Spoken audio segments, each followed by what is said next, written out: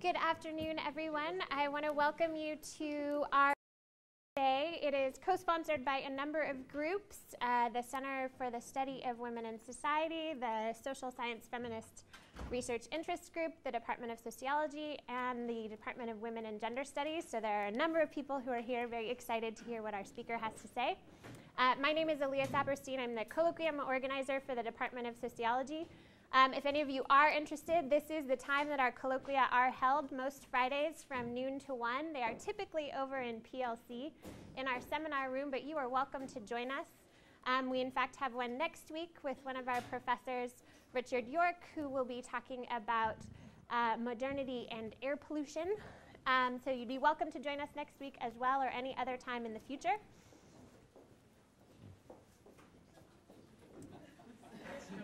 I think a class must have just let out. There's some chairs here.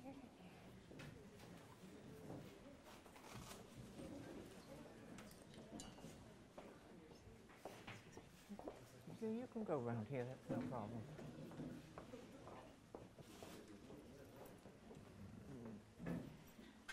All right. As long as we aren't interrupted by more people coming in, I will introduce the speaker for today, Dorothy Smith. She's a renowned feminist sociologist who has spent much of her career in Canada, but is joining us from there today to talk to us about her most recent book, Institutional Ethnography, A Sociology for People, which has been very influential in for a number of people in our department and around the world. So we are looking forward to hearing from her today. Please welcome me in joining Dorothy Smith.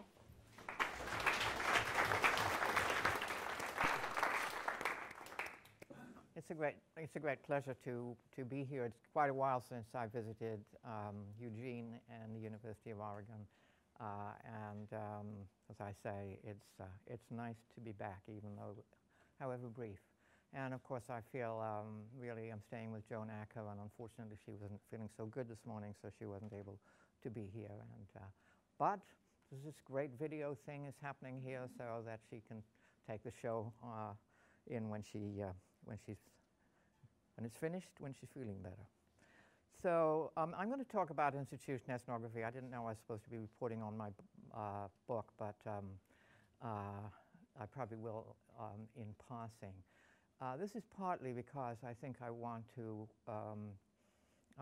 make it clear that institutional ethnography is not really all my doing, that a significant aspect of it is being, in more than significant, is being by what you might now call the sort of the kind of general discourse of institutional ethnography. There are quite a few in Canada and quite a few in the United States, and we have meetings and workshops and write and talk to each other.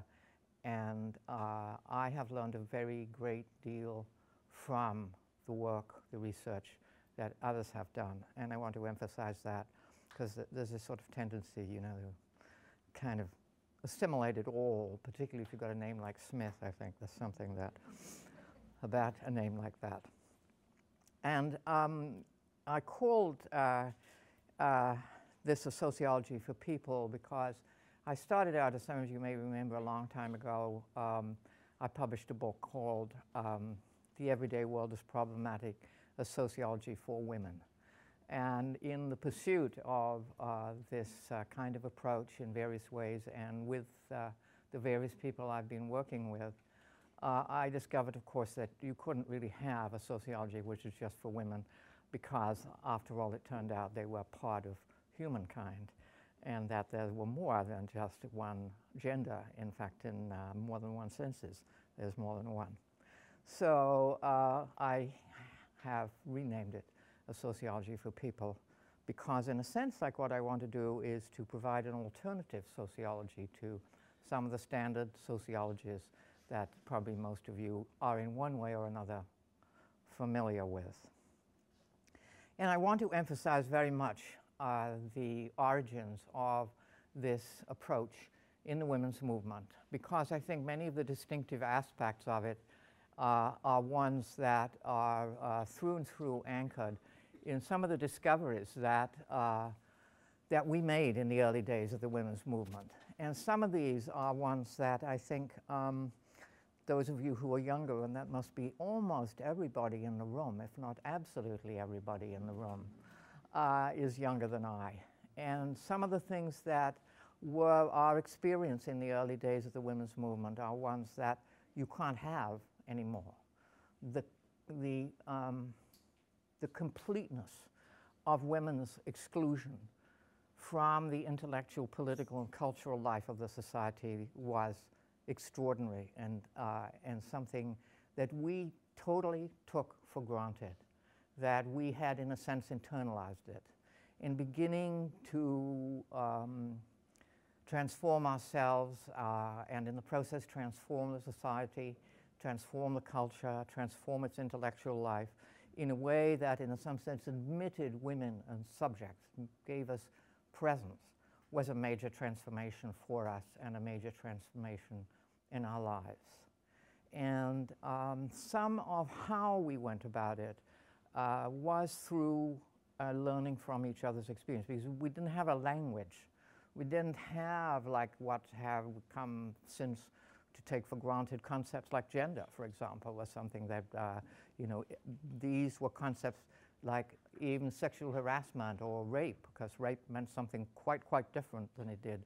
Notions like violence against women were ones we did not have to start with. We did not have terms like sexism. What we did is we came together and we talked to one another about our experiences as women.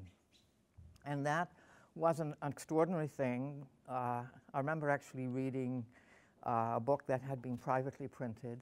It was written by a woman farmer living in the Peace River, which is way north in British Columbia, close to the Alberta border.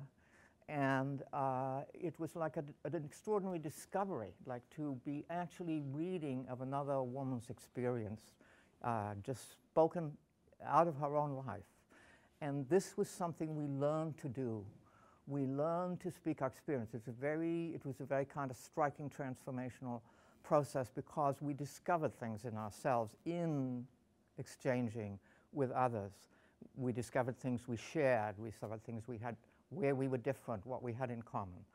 And it was out of that that the kind of work that institutional ethnography has developed comes out of that anchorage and experience. Now, if I can find this neat little thing. Shannon, yes. You didn't remind me. Oh, okay. I wanted to. I'm not really sure that it really, you know, it's all that big a thing if I record this, but usually I junk it afterwards. Okay, so I'm going on to the next slide, if this works, Aleo. It does.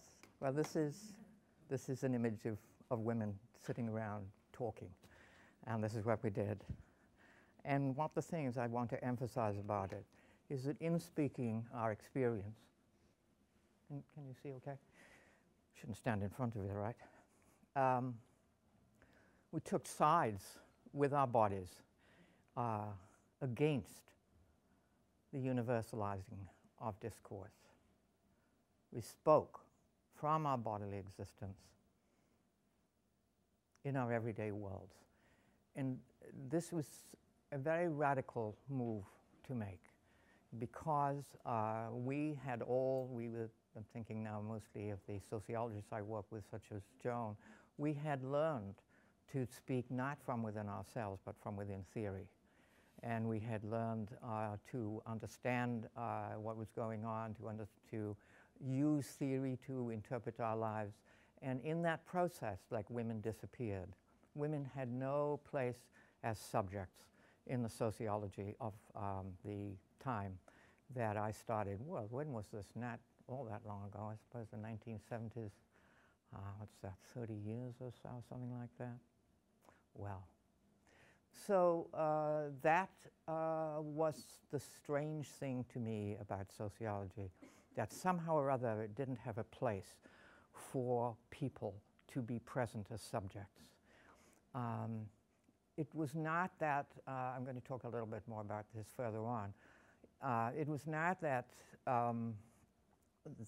well, the topics for women were not there. You wouldn't even know sometimes reading sociology of the family that there were women there doing housework, for example, like that kind of thing just did not appear. And even mentioning women appeared almost nowhere in sociology. Perhaps in some texts on deviance there might be some reference to prostitution, and that would be about it. So there was all that to be remade and reshaped, and a great and important work has been done by women sociologists in remaking sociology in that respect. But for whatever reason, I wanted to do something kind of more basic, perhaps because I was very influenced by the Canadianization movement in Canada. We went through a period when we were trying to divest ourselves from essentially being functioning in a kind of colonialist fashion, that we were the sort of representatives, if you like, the speakers of American sociology into Canadian universities and into Canadian sociology. And we decided at some point we were going to stop doing this. And when you decide to stop doing this, you had to say to yourself, I have to look around. I have to begin to see what's going on. I have to begin to try and find a way of understanding like how things are put together, and I don't have my usual guides. I can't rely on them. And the further transformation of the women's movement was to say, well, here's where you start. You start in your everyday life, and you begin to ask, like, why is it put together the way it is? Or rather, perhaps better, how it's put together the way it is. This works. Now, this is a description that is actually at the very beginning. It's actually not the first chapter of a book by two Canadian institutional ethnographers. It's called Managing to Nurse, and it's about the introduction of new managerial regimes into healthcare system in British Columbia, and the way in which it reorganizes the life of nurses. Now, this is probably, since you don't have that kind of healthcare system, probably doesn't work in quite the same way. But actually what this managerial system does is essentially try to reproduce in a non-profit system the kind of managerial organization of a cost recovery. But this is the beginning of their book. And now what I've done is I've highlighted, if you see that perfectly ordinary description of a shift change starting at 7:30, and what I've done is I've highlighted all those, not all of them actually, because I know you could find others, that you are not fully observable from where you stand watching this process. Every reference to a nurse or to a hospital wards, day shift, has reference implicitly to relations which are not directly and fully present in that setting. And this is what I became aware of in the early days of the women's movement. I became aware of this strange gap between how I was as a woman at home with my kids and, you know, doing the housework and kind of getting them off to school and all that kind of stuff. I was a single parent. And then going to work as an academic and entering into a different kind of world of work. And coming back to this principle, if you like, of somehow remaining in your body meant that you had to begin to think about that difference in a different way. You had to begin to think that somehow or other, that world too, that academic world that we are at this very minute inhabiting and are active in, was one that wasn't fully present in the same way that my kids were present to me, and the dirt on the kitchen floor was present. I had a horrible kitchen floor in that house. It had one of those kind of designs which I think is meant to conceal dirt, but for some reason it seemed to collect it. So, you know, and you kind of all those kind of particularities that I can remember about, like, you know, the household and so on and so forth, like, is a different kind of world than the one that we are active in as intellectuals, as members of an academic profession, or as administrators, or there was this whole world that enters into the local settings of our everyday, and that we really don't necessarily know very much about. We don't really know a lot about how these things are put together. We don't know how they work. And this is the direction that institutional ethnography has taken as its focus, I suppose you might say. So we call these relations the ruling relations. Probably not a very good term, but it originated at a moment when, in the women's movement, we felt so outside that the ruling relations were out there. And now, of course, we recognize that we too are in the middle of them. And indeed, you know, I taught a course on research in social justice some years ago, and I started the course by giving an account of the Peasants' Revolt in 1382 in the United Kingdom. It wasn't the United Kingdom in that day, I guess it was England. But anyway, like these men marched from the west of England to London, and they killed some barons and some bishops, and then the leaders got massacred, and they went home, the rest of them. And I drew a contrast between that and the kind of ways in which social movements are organized today, which are deeply embedded in these kind of relations that are not locally organized, that are not, cannot be effectively moved by actions such as getting into the Tower of London and killing some bishops and barons. Because these relations have this kind of character of being organized outside the kind of local settings and yet within them. And these are what we call the translocal, the ruling relations that are mediated by text, and I'm going to talk some more about that in a little while. But texts are the same for anyone who reads, sees, or hears them. But keep in mind that it's the relations that do the ruling. I'm not talking about domination, etc.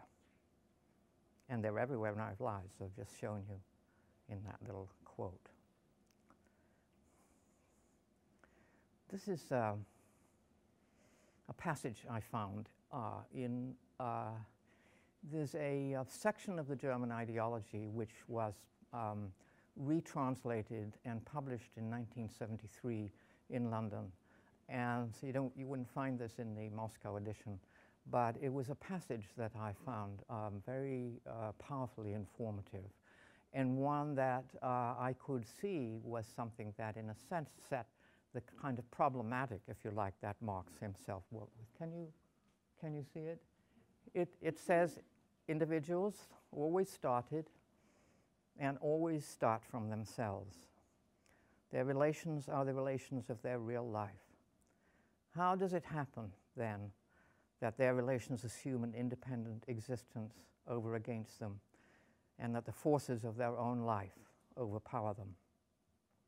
And when Marx is talking about the forces of their own life, he's actually talking, I think, well, I had some backup by somebody who is German and so was able to give me the German version. But they're talking about more about physical powers. But when you begin to look at the ruling relations, you can see this kind of great divorce where what you might call language consciousness becomes separated, becomes objectified, becomes something that has this existence independent of particular individuals, and that stands over against us.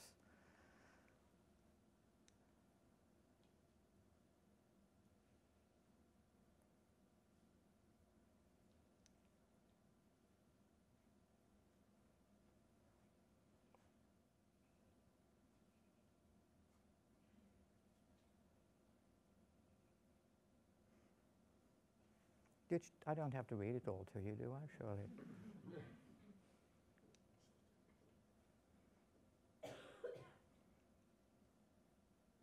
Well, I'll read this last paragraph for this. So these extraordinary modes of coordinating people's doings exist in the textual mediation of people's actions.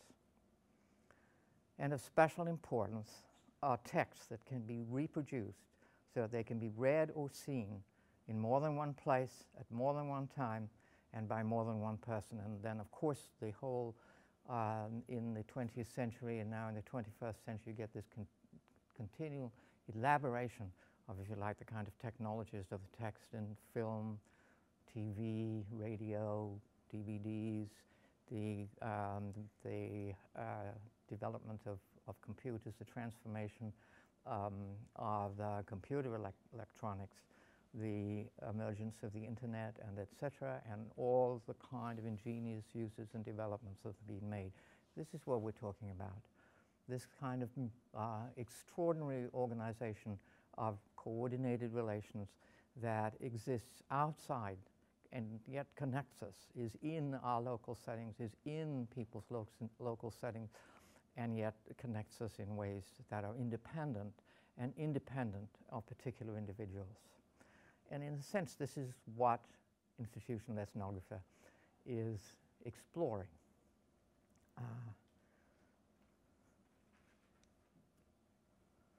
So though we always start with ourselves, this is a continual reminder for me. It's very easy, you know, deeply embedded in sociology in my undergraduate and my graduate training, and the temptations to escape into concepts is a very serious one.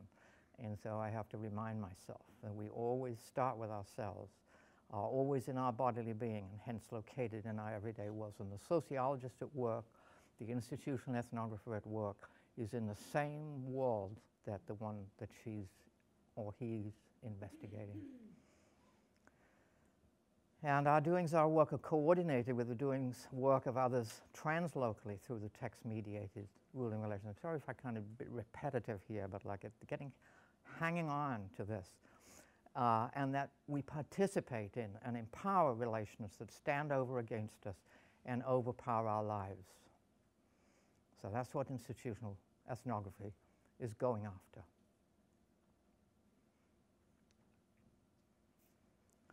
Well, I've said this.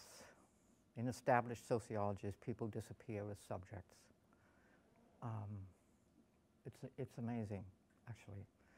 And they only reappear as they're subordinated to discursively approved interpretations.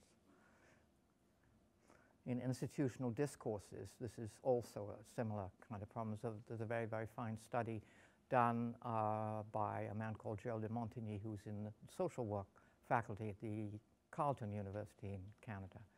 And he did almost what you might call autobiographical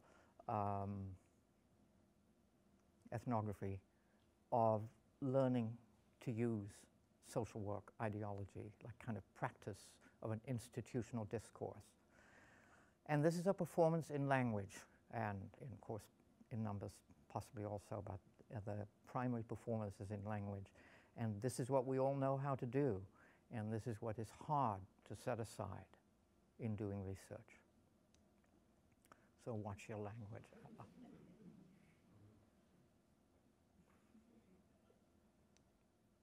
And here's an example. It's a very ordinary example. This is W. Richard Scott, who is a specialist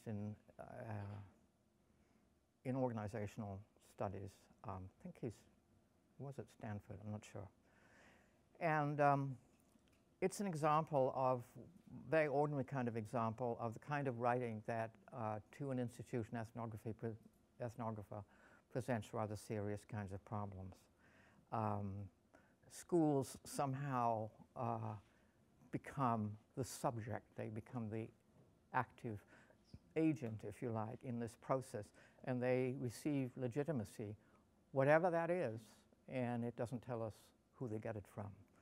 And then we find that they have goals that are connected to wider cultural values, whatever they may be, we have no idea. And such as socialization and education, and to the extent that they conform their structures and procedures to established patterns of operation specified for educational organization. And what is so typical is the construction of these entities that only exist discursively. You can't find them in the real world. Well, you can find schools, I guess. But in this particular kind of syntax, even schools might be hard to find, because you'd have to ask, well, which are you talking about, like, and what are going to count as schools, and et cetera, all the kinds of questions that you would have to ask. So this is the kind of issue in general, but also you can see the issue of the total disappearance of children, teachers, parents, their work, issues of budgeting, financing, which of course at the moment are very serious ones in both our countries. All those kind of things are absolutely invisible in this kind of way of writing, of formulating, of doing a social science. And that's what institutional ethnography struggles to turn away from, and I think has turned away from with some considerable success. This is my little diagram here. Down there at the bottom is the person I call the small hero. This is the person, this is where you start, if you like. And she, I'm going to use that pronoun because originally I thought of it that way. And she's embedded in these various kinds of relations that are those kinds of things that we were, that I was making visible earlier in my little extract from the book on Managing to Nurse. And this little flash thing is so she becomes the object, or the person who is in some sense, her experience, her life, is subjected to a conceptual, theoretical interpretation which is not hers. Now, when you're doing institutional ethnography, you proceed almost in the opposite direction. You look up into these relations. You do so selectively because you didn't do it selectively, you'd go nuts, because there, as you can see from that, what I showed you earlier of the nurse's morning shift, there are multiple complex connections, and you can be trapped, if you like, in this kind of something becomes, it's an extraordinarily exciting, I've used the metaphor of a smorgasbord, you know, where you go out the buffet and you pile up your plate with sort of almost everything that you can see, and then you can't get through it. And that's a very characteristic experience of institutional ethnographers, but not only institutional ethnographers, because you're always hooking into these extraordinary complex relations, so you have to be selective, but I'm not going to talk about that aspect of it. What I want to do is to emphasize that we're not talking about a qualitative method. We're talking about an alternate sociology, a different way of investigating the society. And it's one that avoids imposing theory. So what do? How do you go about it? You're going to have to find out. How are you going to find out unless you have some idea of what you're looking for and at? And that's, I suppose you could say, a theoretical statement in itself, and of course it is a theoretical statement, but it's theory in a different mode, I would suggest, than that I'm suggesting has been traditional and is still very much established in the sociology, at least the one that I encounter, mostly in Canada. So the focus of your inquiry, this is something that actually comes again out of Marx. In the German Ideology, again, which was a very powerfully influential book in my thinking, you find that Marx and Engels are saying, forget all this stuff about kind of concepts, speculation. They don't use the term theory, but you can see the kind of the philosophical kinds of conceptions, et cetera, which were imposed on the understanding of history, the understanding of society, very much at that time, and indeed which Marx himself had participated in. We're going to go back to actual people, actual individuals, their actual, I'm using doings, That's a mild perversion because Marx and Engels are still talking about work. They're talking about labor. And plus, which they don't introduce, but actually they do talk about, how they're coordinated. So it's not that you're kind of resolving things back into individual behavior. You're saying you're going to look what people are doing or how they're doing it or learn from them, and you're going to look, these were actual people and what they're actually doing, but you're going to look at those from the aspect, if you like, of how they're coordinated. Now, if you think of this, I've actually used the term, talked about this as an ontology, because sometimes I think it's kind of useful to, kind of add a little, pretension, I suppose, and dignity to what you're trying to claim. So I call this an ontology, a theory of how the social exists, if you like. But the social is not something that exists in any way independently of people, actual people, and their doings. It is an aspect of how they do their doings, if you like, that you're attentive to as a sociologist. Would be different if you were, say, doing psychology, focusing on the individual in whatever way. And you can think of this as something that you could see at a kind of all kinds of different levels. I remember seeing a film made by an ethnomethodologist quite a long time ago, and I'm sorry to say you forget who made it, but it was a silent film, and it was slow motion, and all it showed was it was a doctor's reception, and the receptionist is there at a desk, and a patient is waiting there, and the doctor, the receptionist gets up and moves towards, oh, Peggy.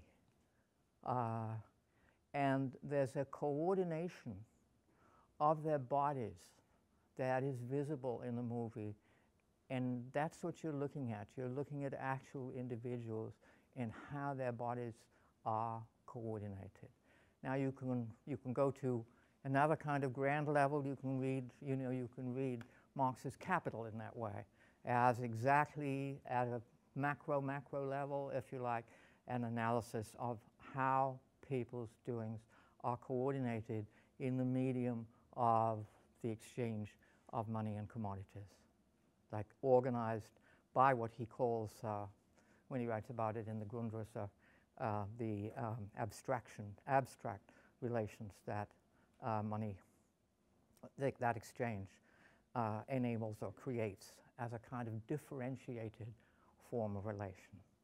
Now, when we're talking about institutional ethnography, we're talking about relations that are mediated by text, these objectified forms of consciousness that is the distinctive form of coordination that the institutional ethnographer explores.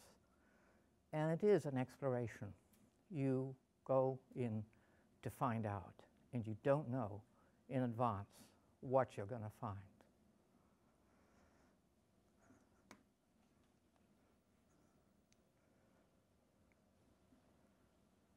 Yes, well, I don't know.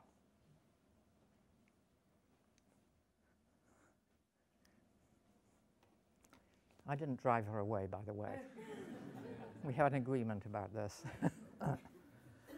This is just very, very kind of quickly to say that there are these ways that we've discovered of exploring, like, how these relations work and the way in which, and it's very, very important not to kind of isolate text and look at text as if they were separated from, like, forms of action, because this is very easy to do. It's because it's partly what we rather take for granted in the ordinary way we do our work. But there are also hierarchical forms of organization, and I'm not talking about excuse me, hierarchies in the sort of conventional organizational sense. I'm talking about, well, I got this in Australia, this term boss text. There are texts that regulate other texts, and I kind of rather like the term boss text, but I may have to desert it. I'm thinking of calling them governing texts, because this is kind of popular word. Anyway,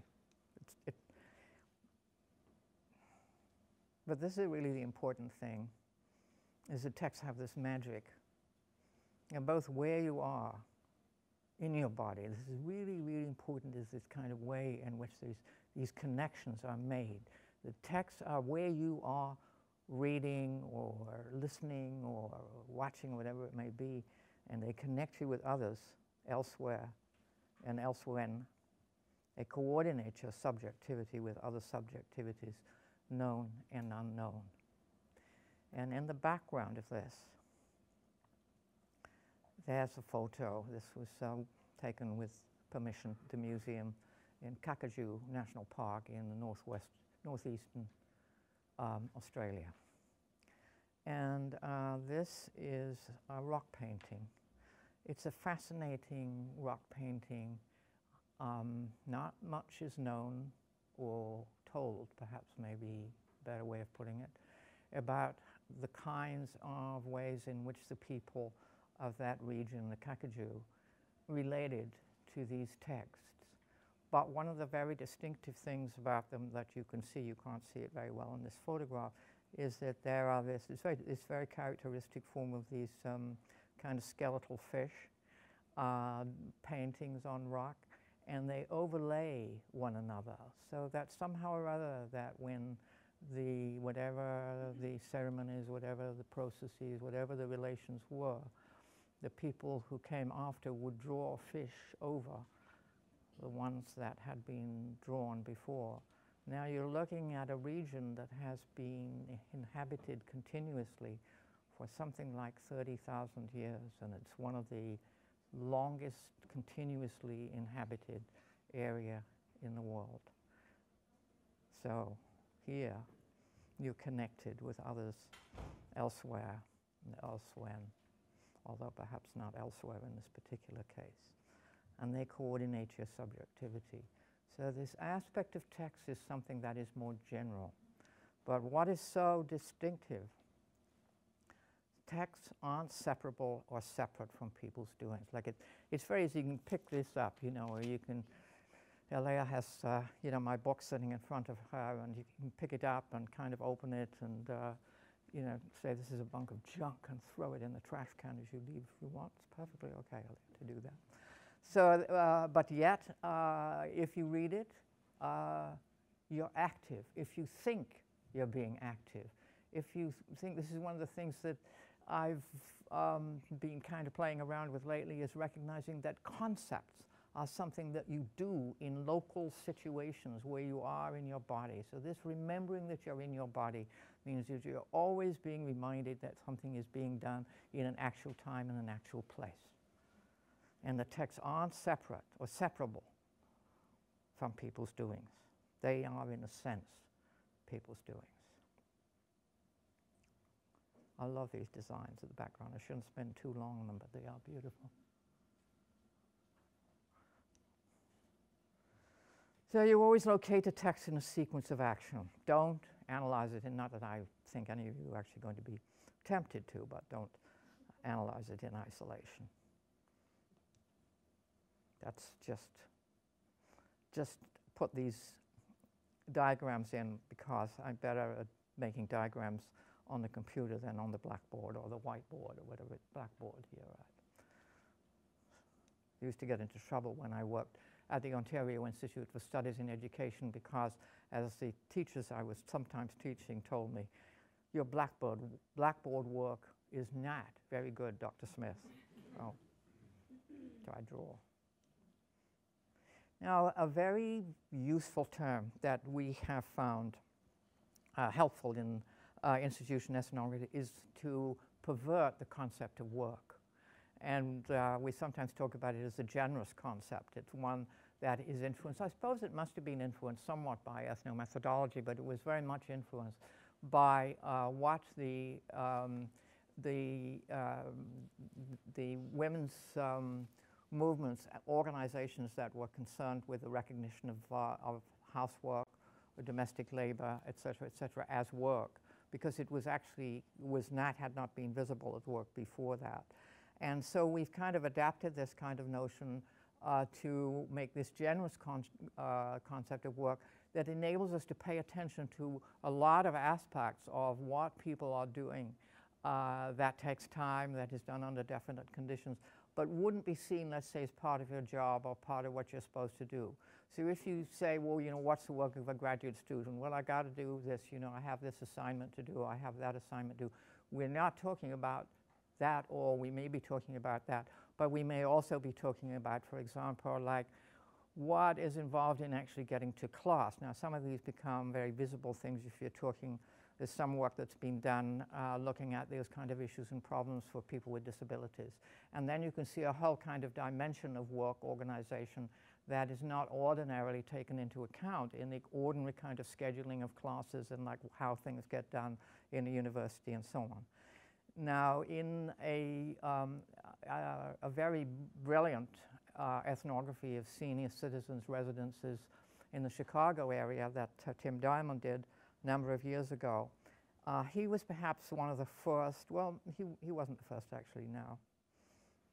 Anyway, I can't sort of, I just realized who was the first, but he did some very striking thing, because one of the things that he recognized was that the residents were at work. He himself was doing the work of a nursing attendant, but also the residents themselves were at work in being there. He gives a description of some of the old people there sitting, looking at the elevator, and they are waiting for breakfast to arrive. And that is work. That takes skill. Takes skill not to scream, probably, like I would imagine. But whatever, like people are managing their bodies. And it reminded me, or made me think and feel really bad, because I did my dissertation as an ethnography of a state mental hospital. And I never thought of the inmates as subjects, because of course they were never treated as subjects.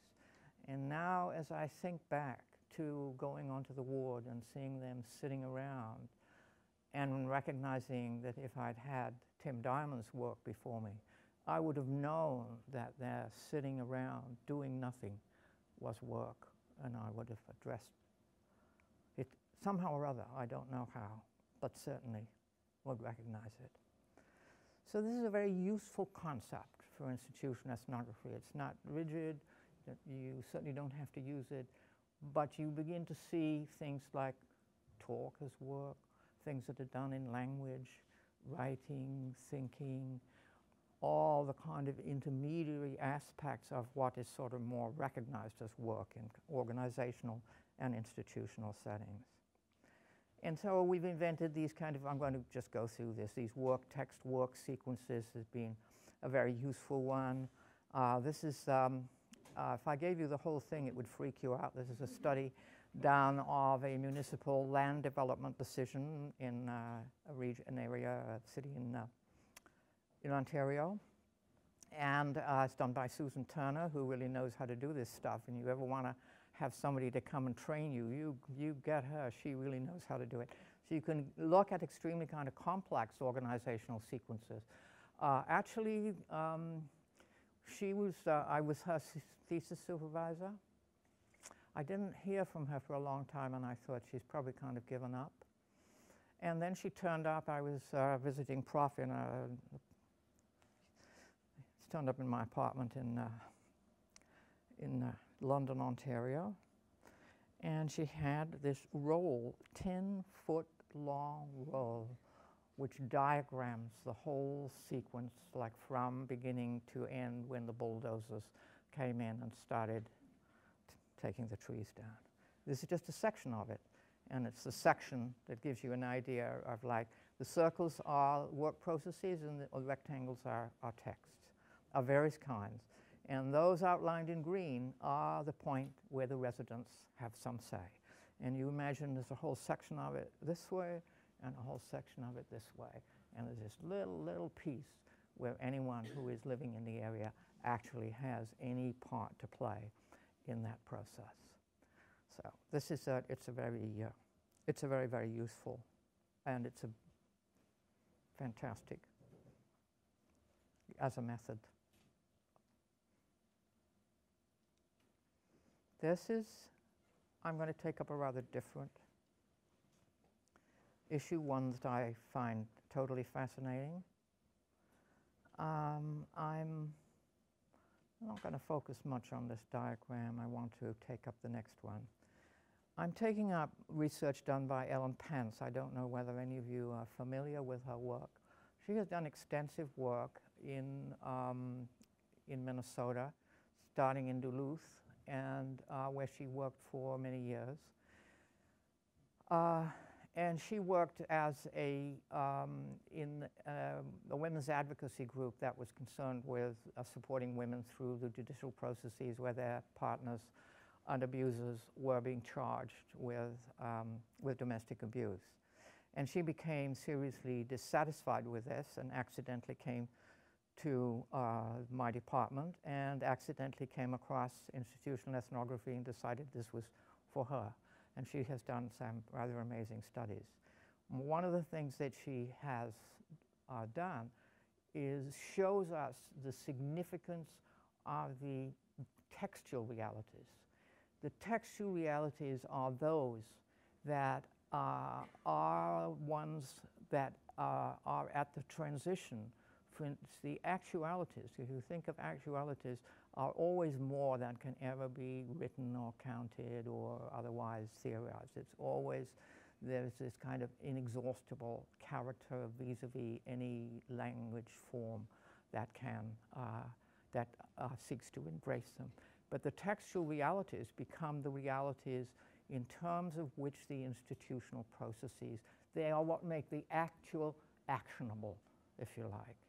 And Ellen Pence did a very extraordinary, fascinating, and fine study of the processes of producing textual realities that operate in domestic abuse cases, and enabled her to begin to say why it is that there are some serious problems in terms of how, what at one time, criminalizing domestic abuse was seen as a major solution to issues of violence against women in the home. And clearly, she had been finding that they did not operate in that way. And so she did this analysis. I'm just going to do this little diagram here, because the very basic thing that organizes the reality in relation to which everything else happens is the first police report, the report that is made when the police on patrol go to a domestic abuse situation. And it has this, goes to all these places. Well, first of all, it's checked out by the supervisor. And if it has a lot of extraneous stuff in it, he or she will say, take this out, it's not relevant. Because you're looking at, if you can go back to that one, you're looking at what's relevant to the domestic abuse laws. You're not, don't want all this junk about like what's going on in the home and that sort of thing. So this is where it goes first. You see, it goes, and then it goes to the city attorney, goes to the Women's Coalition to maybe going to support the woman involved. If there are children present in the home, it then goes to the Child Protection Services, and they have to take action. Then if there's a charge, then there's defense attorney sees the report, the jury gets it. It is very important in the pre-sentence investigation. In fact, it establishes the kind of major basis of the investigation. And then eventually it'll be incorporated if there's a rehabilitation program, and et cetera, et cetera. So this becomes like this whatever was going on in the actualities of that situation is produced in this sort of virtual reality, if you like, that makes the institutional, it makes it the actual actionable. It can act on with it all these various parts that are played by these different agencies, and the legal system is very fascinating because they actually operate in many ways relatively independently to one another, and this is how they're coordinated, and coordinated, of course, also by legislation. Now, to me, like, these issues are the ways in which, like, the textual realities operate. Increasingly, we find that the kinds of ways in which governing is done in a society is mediated by these forms of producing realities out of the actual, but not ever actually, because in some sense they can't represent it. So that you're beginning to get these kind of transformations that are taking place, the transformations in management, which are ones that interest institutional ethnographers a great deal. Okay. I wanted to say something just, I've got about 5 minutes left. One of the very distinctive things about institutional ethnography is that we find that we learn from one another. Even though people may be working in very different institutional contexts, from very early on, we found that we could learn a great deal, and that the kinds of developments I've sort of briefly shown you are ones that have come out of the kind of learning process and the kind of creative work that and innovations that people have made. Using these, I suppose, two very simple notions, the kind of notion of work that I've put forward and the kind of notion of text and how they coordinate. These are the kind of two things that are how you get it done. But over time, we've begun to think, one of my friends uses the metaphor of a range of mountains that we are exploring. People explore them from kind of different sites and take up from different roads into them, I suppose, or different trails or whatever it may be. But as we do this exploring, we begin to learn more about the mountains and the shape they have. And more recently, we have been bolder, I suppose, and have made the experiment of bringing people together, institutional ethnographers for the most part, to begin to talk about some of the kind of transformations that we see more perhaps striking in Canada than in the United States, but also happening in Australia, the United Kingdom, and in no doubt in other countries. But we were confined by language.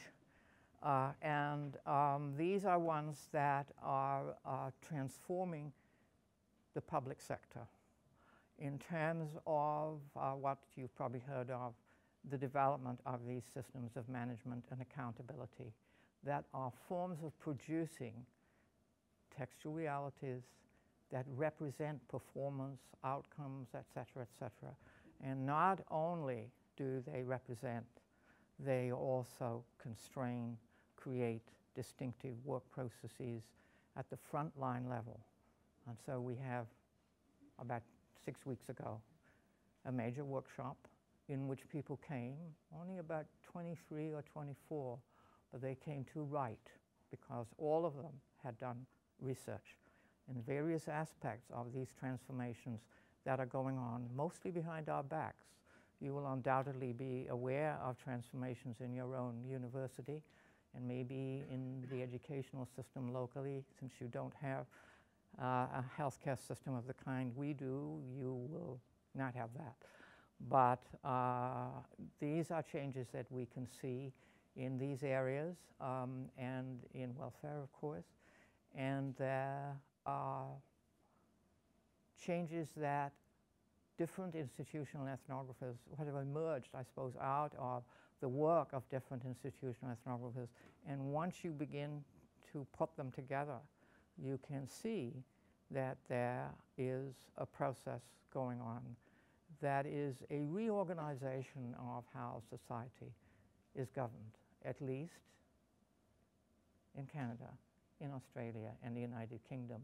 But we also had representatives from institutional ethnographers here in the United States. So we will have a book, but that's still in process. But I wanted to emphasize that because I want to emphasize that in institutional ethnography there's this continual growth and interchange among researchers, which is a very exciting and very fascinating. It's embarrassing sometimes because you see things happening that politically you really think are pretty awful, but boy, are they fascinating to the ethnographer. Okay.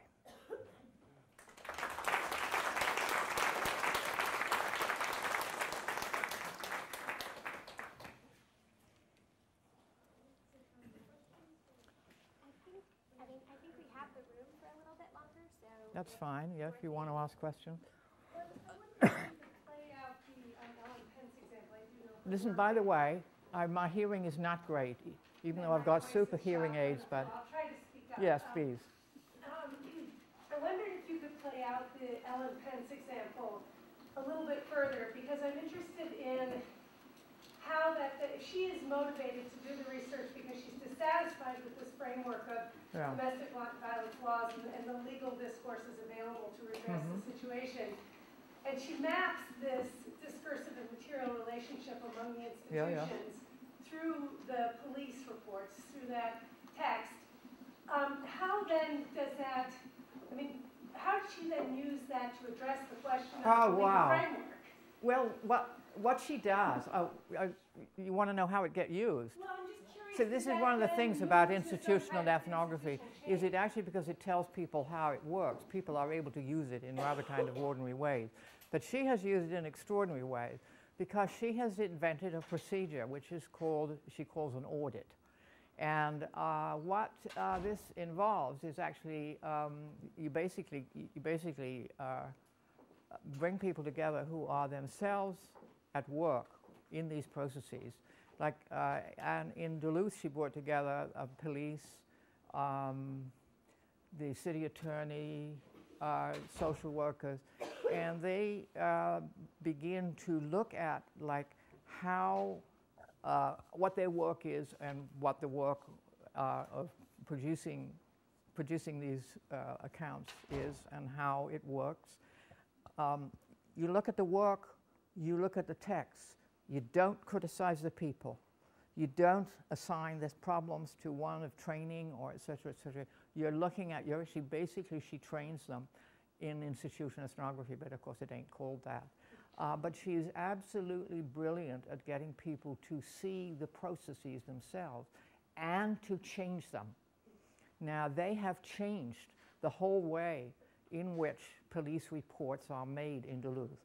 And her work in that area was actually financed by the National Institute's, the National Institute of Justice in the United States. And so she had plenty of money. Actually, this was one of my criticisms of her. Not of her personally, but of like how she went about it, because they said we would never have the money in Canada to do anything, follow the methods that you're proposing, even though they're excellent as they may be. But she did develop this method, and it's one, if you're interested, you can actually get the guidebook, How to Do This. And it does this very striking thing, which is used in other contexts, of actually bringing people together. And by training them to kind of look at the work in the sense that we are using the term work, although she may not use it in that sense, but to look at the work that's done and look at the kind of way the texts coordinate. Because you may see that by changing a text, you can actually are changing some of the ways in which people's work is being coordinated, and you can make sometimes very significant changes. Now, one of the changes that she herself, she actually did introduce, or probably it's incorrect to say that she introduced, because through the work that she got the police and others to do in Duluth, they essentially redesigned the whole process of how they worked with domestic abuse cases.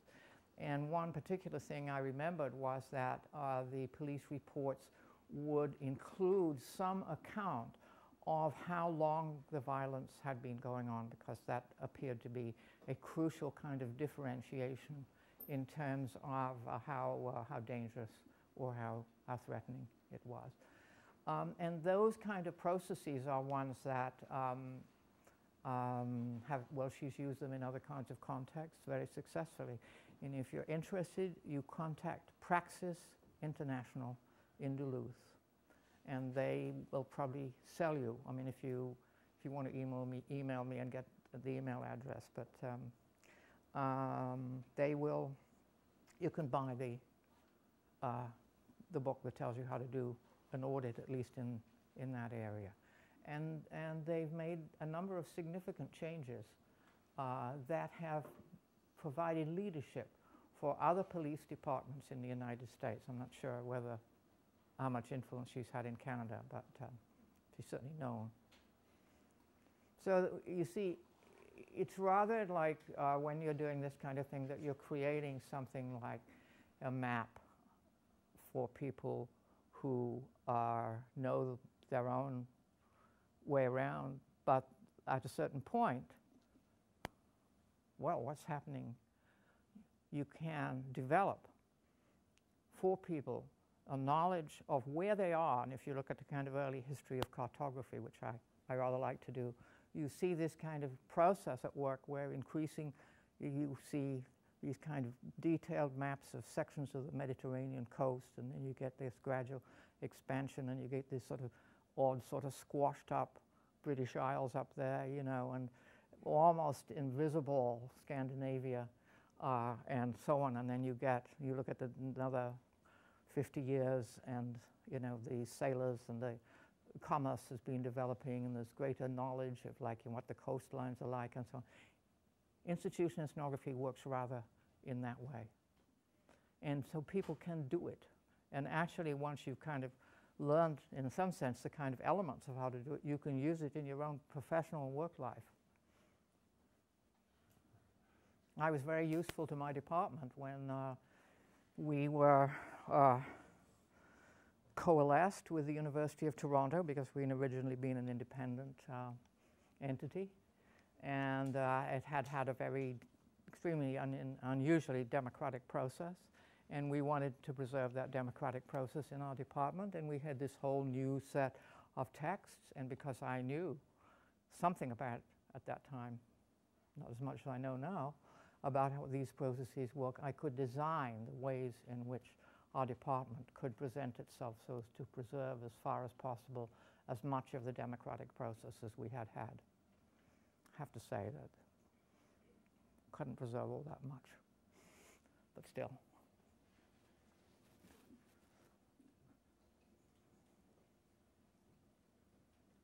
Yeah. Oh, yes. Thank you for the presentation, for sharing your work with us. I wanted to, kind of related to what Ellen asked here, I've kind of been pondering. So as people are employing text, enacting text, Yeah.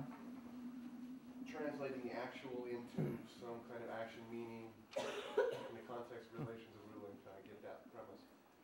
I'm curious about, how is it, or is there a discernible difference between the doing of relations of ruling, right, and how people may translate texts from, you know, their actual experiences into a kind of textually mediated experience of action and meaning, right?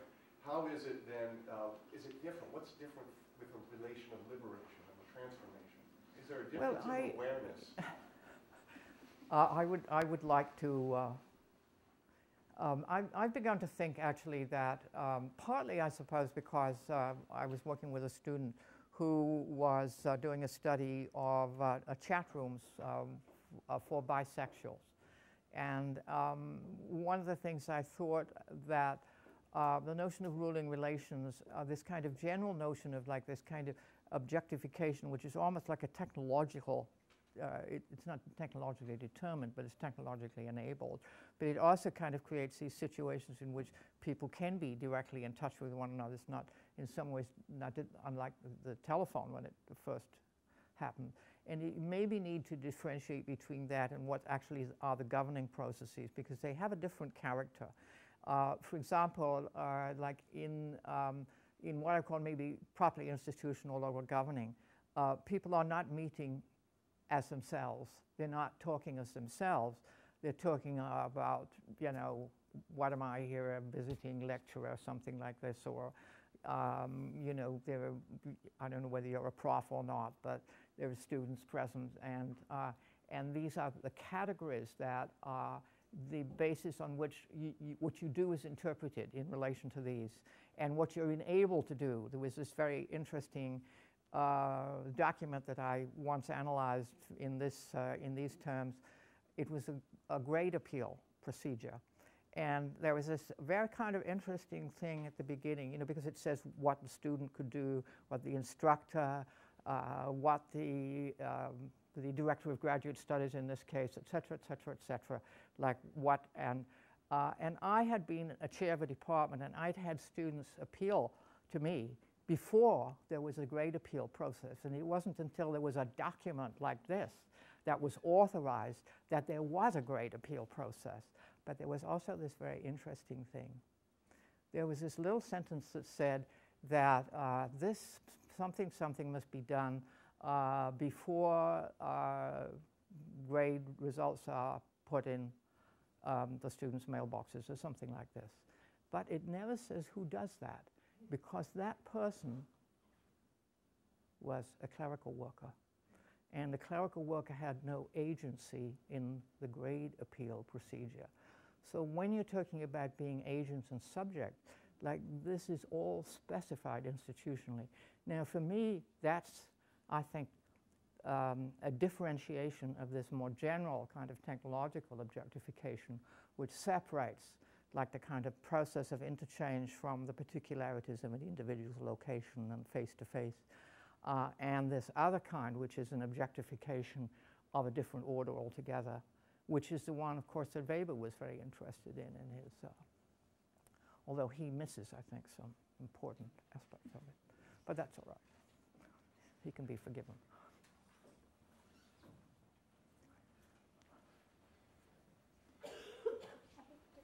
Okay. Thank you very much. I actually have a similar question, and it's not something you referenced today, but it's something I've been reading in your work. Could you speak up just a little bit? It's not something you referenced today, but it's something in your work that I've been interested in, this notion of institutional capture. And I wondered if you could speak a little bit. Well, this is a problem, of course, because the aspects of language are extremely important in institutional ethnography in a way that they're really not in sociology in general. So you have to be very attentive to language. And one of the things about an institutional language is that you know, it has its ways of talking, and we know how to do it. We know how to talk academic, if you like, and there's some quite interesting studies of this genre of talk. Some of them very technical. But if you're, let's say you're talking to an informant from whom you're learning something about their work process in the ways in which, you know, was using the concept of work, or aspects of the organization or whatever it is you may know. If you use the same institutional language, and you allow the person to go on telling you in the institutional language, you will learn nothing, because you have taken for granted what you both know actually, like about, you know, how it's actually kind of gets done and how it's carried on. And so I mean, I remember doing an interview way back, and or more than one interview actually, and they're being really useless. I got no information that I didn't already know, because I had not gotten past the institutional language to get dialogue going about what people were actually doing, how they actually went about it.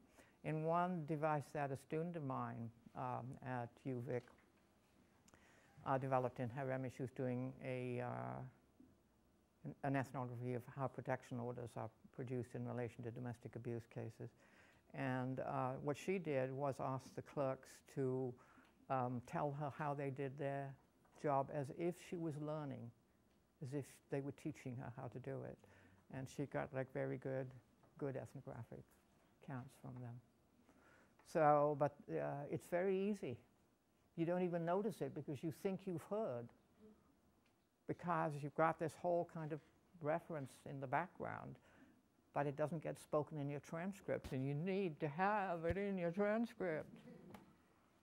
You really do. Or on your recorder. I think the pressures of work are probably thing on the rest of us. So we can feel some antsiness. So please let us coordinate our bodies in thank you, Dorothy, once again. Yeah, well, thank you very much. Pleasure talking with you.